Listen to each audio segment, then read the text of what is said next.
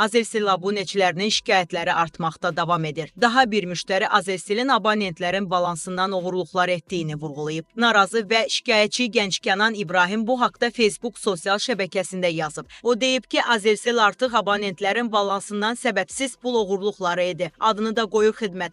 Əvvəla bu xidmət heç kimə lazım deyil. İkincisi, siz də abonentlərin haqqına girirsiniz. Üçüncüsü isə lap tutalım, hər ay 2 manat çıxmağa məcbursunuz. Mən əminəm ki, bu belə deyil. O zaman niyə abonentin xətti bağlı qalmalıdır? O 25 dəqiqəni niyə vermisən mənə? Əgər mənim xəttimi bağlayıbsansa, dəysin başına verdiyin dəqiqədə göstərdiyin xidmət də xatırladaq ki, 25 fevral 25-ci il tarixindən etibarən fakturası SIM xətt sisteminə aid Azercellin bölgə, gənc SIM, hər yerə və bizimkilər tarif paketlərinin istifadə şərtlərində dəyişikliklər edilib. Yenilənmiş şərtlərə əsasən bu tarif paketləri üçün aylıq abunə haqqı 2 manat təşkil edəcək və abunəçilərə 2 şəbəkə daxili danışıq dəqiqəsi və 2 megabayt həcmində internet təqdim olunacaq. Mövcud tariflərə nəzər saldıqda görünür ki, bu tarif paketlərində danışıq dəqiqələrinin qiyməti 8 və 10 qəpik arasında dəyişir. Beləliklə 25 şəbəkə daxili dəqiqə abunəçilərə ən azı 2 manata başa gəlir. Dinlənmiş şərtlərə əsasən